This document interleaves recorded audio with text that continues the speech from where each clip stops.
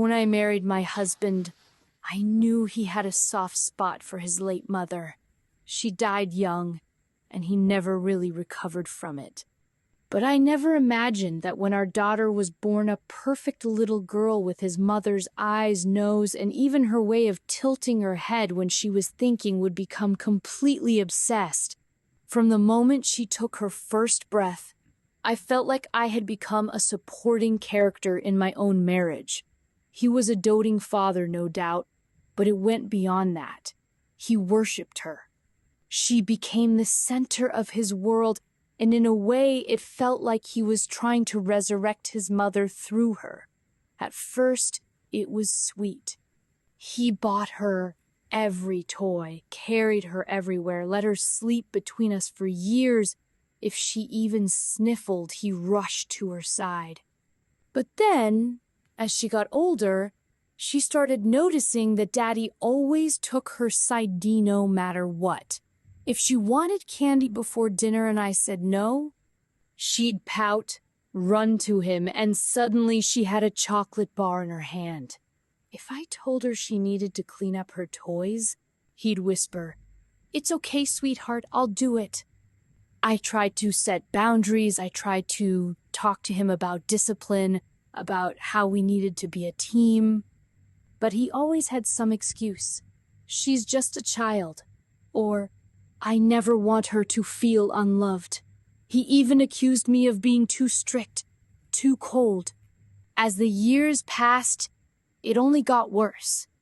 When we moved into a bigger house, she got the master bedroom because she needed space.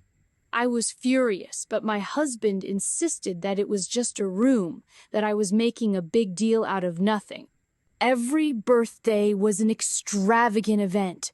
Private tutors, designer clothes, spontaneous shopping sprees.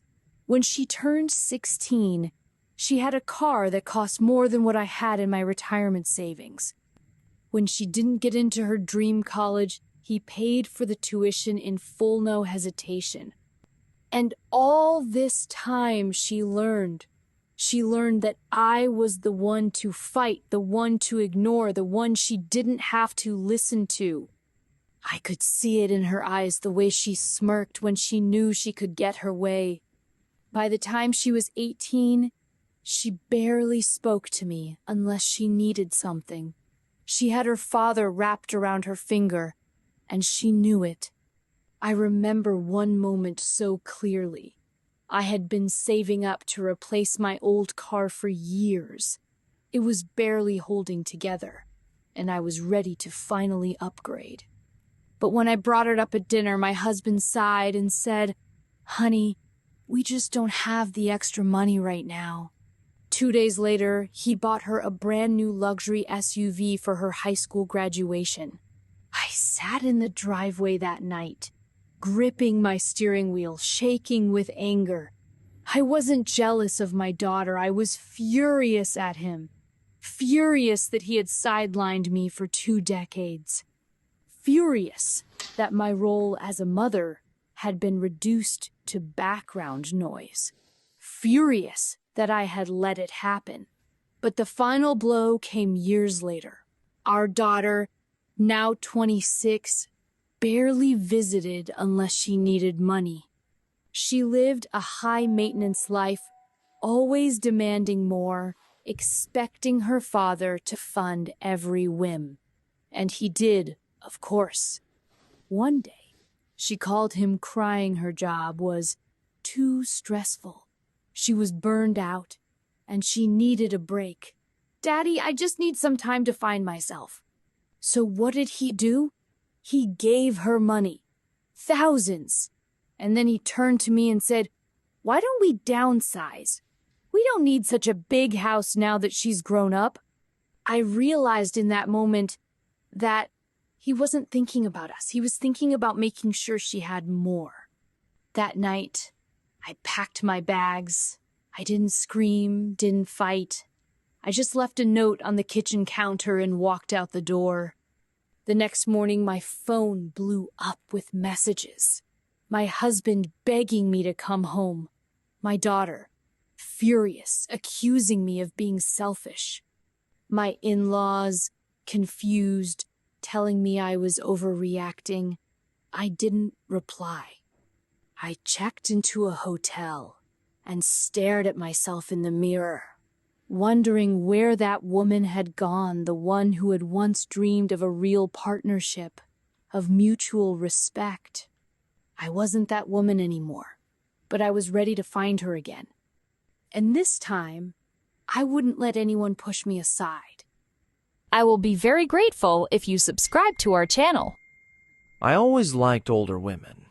Not in a weird mommy issues kind of way, just something about their confidence, the way they carried themselves, the way they knew exactly what they wanted. So when I met Victoria, I thought I hit the jackpot. She was 10 years older than me, single mom of a teenage son, and had that kind of effortless charm that made you forget all common sense.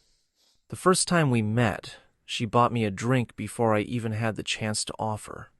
I should have seen it as a red flag, the way she threw them back like water, the way her eyes lit up when she talked about her wild years. But I was young and dumb, and she was hot. That was enough. At first, it was everything I wanted. Fun, casual, no pressure. She had her own life, her own job, her own house.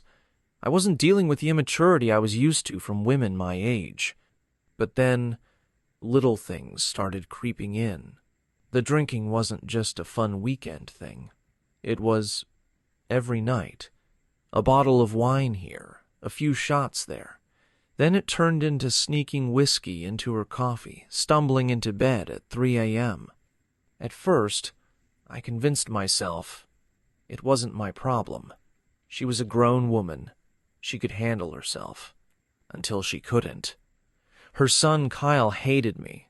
Not because I was younger, though, I'm sure that didn't help, but because he saw right through his mother. He wasn't some naive kid.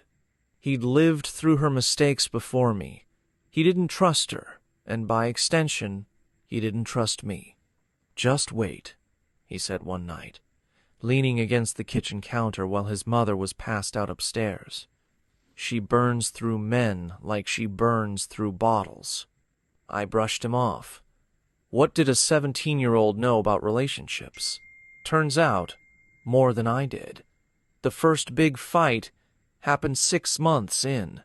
She was drunk, slurring her words, accusing me of things that didn't even make sense. Said I was looking at other women, that I wasn't committed. I reminded her we had never defined what we were. That was the whole point, wasn't it? Wrong answer. She threw a glass at the wall, missed my head by inches. I should have left then, should have seen the writing on the wall, but I didn't. Because she cried the next day, apologized, told me she'd been going through a hard time, swore it would never happen again, and I believed her. For the next 2 years, I played cleanup. I made excuses for her, helped cover her bills when she blew her paycheck on alcohol, smoothed things over when she had outbursts in public. And then I proposed. Why? I don't know. Maybe I thought she would change if she had something stable. Maybe I thought love meant standing by someone, even when they were a disaster. Maybe I was just afraid of being alone. She said yes. And for a while, things were good. She went to therapy, cut back on drinking, started acting like the woman I fell for. We even started talking about having a kid together.